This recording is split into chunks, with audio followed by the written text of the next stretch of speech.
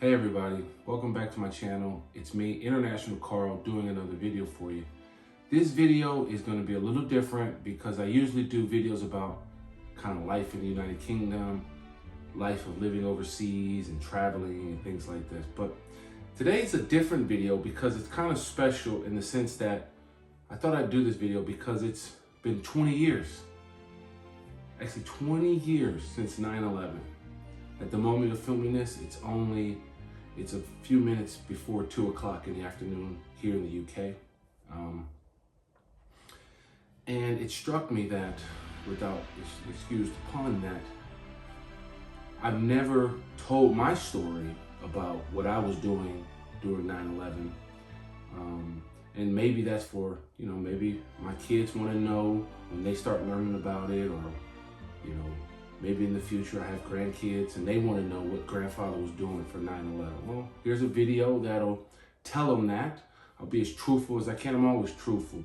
I'll try to remember as much as I can, and because it's 20 years, it gets very foggy. But we've just, the first plane would have struck here in the UK at 1:46 in the morning or afternoon. I think it struck at 8:46 Eastern time, so that would have made it 5:46 in the morning, California time, where I'm from. And so, it's a sombering thing that 20 years has gone by. My heart, my mind thinks about all the families affected, all the loved ones that have been lost through that. And, I am old enough to remember 9/11. I was 18, 19 maybe. I think I was 19, or I just turned 19. Had to be. I was born in 82. So I just turned 19 actually, maybe a couple of days prior. And I remember it because it was weird in the sense that, I was at university playing football at Cal Poly San Luis Obispo. And we were doing our summer practice, our summer camp. We were just getting ready for our first game of the season, actually. And we practiced in the morning. So we had practice kind of like first thing in the morning. I think practice started at 6:30 in the morning. And I remember that day vividly because I lived right across the street from the practice facility. And a lot of my teammates had already gone, who I was living with at the time. They had already walked across the street to go get taped up to get ready for practice. I was running a little bit late, and I remember turning on the TV. And I turned on the TV, and it was like, boom. Like I thought I turned on a movie. So I changed the channel. And then it was on the next channel. And I remember that vividly, like, wow, what did I just see? Like, what happened? So I get up, brush my teeth. I run across the street to go to practice because I don't know, for me, at the moment, it's not war. It's just a plane that's gone into a building, which is crazy to find out. And so, I go to practice. I go put all my stuff on, and then everybody's coming out, and we have to go. The coaches call us up, and we all get called up. So this is maybe about, 45 minutes later, maybe an hour later, something like that. And I believe the second plane has already struck by this point in time. And our coaches had come from kind of like a military background. As a matter of fact, they had just coached at the Naval Academy maybe a few years prior. And they were just fired up and really saying this is an act of war. We're at war. Practice is canceled. If anybody needs to go home now. Contact your loved ones, etc., etc. Because it's just a panic and it's just a blur of what's really happening. We as a nation don't know how to respond to this. Like, what's going on? Is there an attack going to happen here in California? I'm on the Central Coast. I'm not too worried that it's going to be an attack right there where I'm at. But just in general, LA is a big city. My family and loved ones are close to LA. Those were my worries. And, fortunately, I didn't have anybody in my immediate family impacted by the plane crash. But it was just a very weird time, and my heart just goes out to the families and the loved ones who lost people. When you look at the videos of people jumping off the rooftops because they're still alive, but the smoke, and it's just kind of, it's either you burn to death or you fall to death. And it is just very traumatic. And, my experience was, was getting ready for football practice. It was just another day for me. And like I said, I thought I was turning on a movie. So I turned the channel and it was on the next channel. I turned the channel, it was on the next channel. So I just go to practice. I just thought a plane just crashed and it was terrible.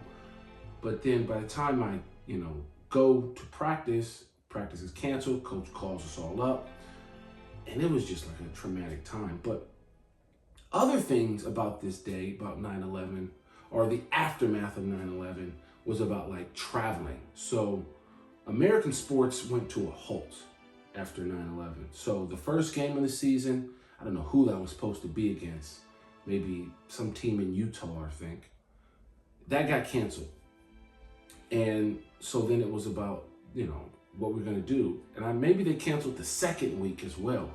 But eventually they, let us play the third game. Maybe the second game or the third game. I told you it's fuzzy.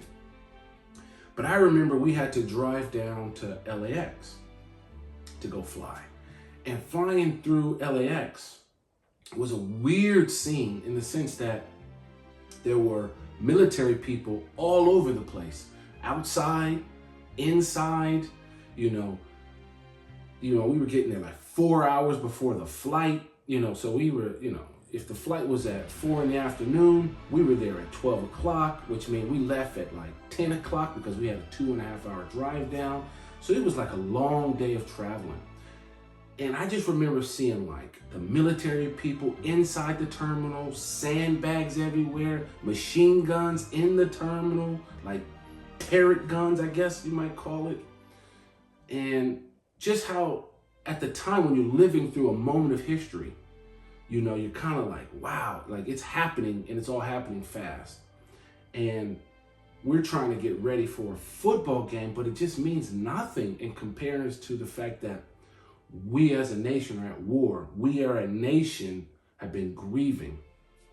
And it was just cumbersome and just surreal all in the same time, I'm not a very, I have the American flag and I put it out here on display because I do love my country. It's not perfect. It's had many of flaws in the past and it continues to make mistakes or missteps as we go forward. I'm not a political channel, so I'm not going to get into good president, bad president, etc. But we are a nation that is growing and maturing. Other countries have been around for hundreds, thousands of years, have been through this cycle of war and being attacked on their homeland. America hasn't done that. And when I look at these stars and stripes, a quiz question I always ask people, especially at my 4th of July party that I'll have, is how many stripes are on the flag? How many stars are on the flag? There's 50 stars. There's 13 stripes. What do those 13 stripes mean? They represent 13 colonies, the original colonies. But for me, when I look at my flag, every time I go back to America and I see the flag and I come through immigration and there's this giant flag set there, it's the first thing that I see. And it brings pride of my country. It brings pride as an American of what we've accomplished in the journey that we're on as a nation.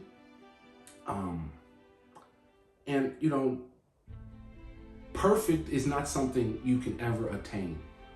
And, I say stuff like that on other videos as well that I've done. And we shouldn't be trying to achieve perfection. You'll never achieve it. It's a mountaintop that is unattainable.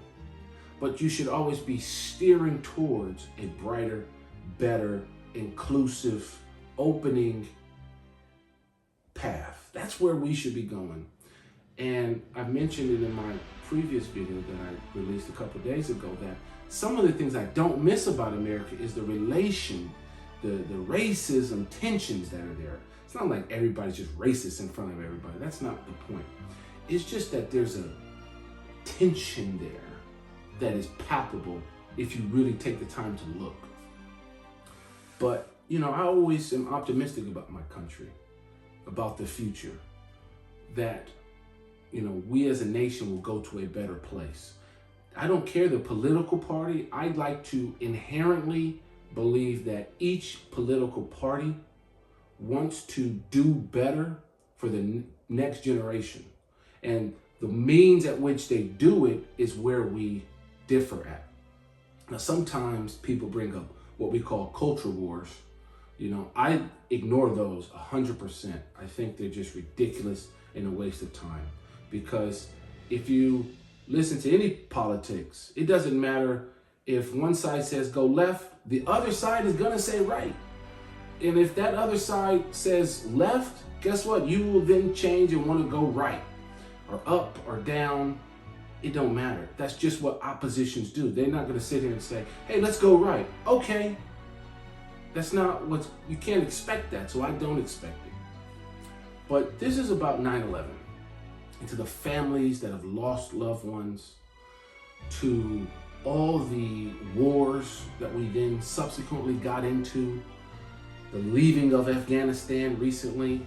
You know, I personally believe it's the right decision to have left Afghanistan, especially that they were able to overrun it in 9, maybe 2 weeks. I mean, that's just, you know, it's tragic in and of itself. But we lost so much blood there. And it shows you that democracy, whether it be democracy here in the UK or democracy in the United States, it's very fragile. You have to fight for it. That doesn't mean go take to the streets right now in the UK or in the United States and start fighting and shooting each other. But what it means is you have to stand up for it. You have to want democracy. You have to want a republic. You have to want to vote. You have to want to uphold your rights and create a country that is better than how you received it when you came into the world. I want to do a quick video. Hopefully it's not too long. You know, it's not the most insightful video, but I just thought I would share what I was doing during 9/11, what it was like to live through 9/11, you know, and just some thoughts. And so I want to take the time right now to thank you for watching this video, hitting the like button, subscribing to the channel, drop me a comment. What were you doing during 9/11? I'd love to know. You know, what was it like for you? Most of my viewers are here in the United Kingdom. So what were you doing 20 years ago at 1:46 in the afternoon? Were you at work? Clearly you must have been at work. But what was that like? That had to be so different. Because for me, I was just starting my day. So I'll see you in the comment section. I can't wait to hear what you have to say. Until then, I'll catch you on the next one. Thank you.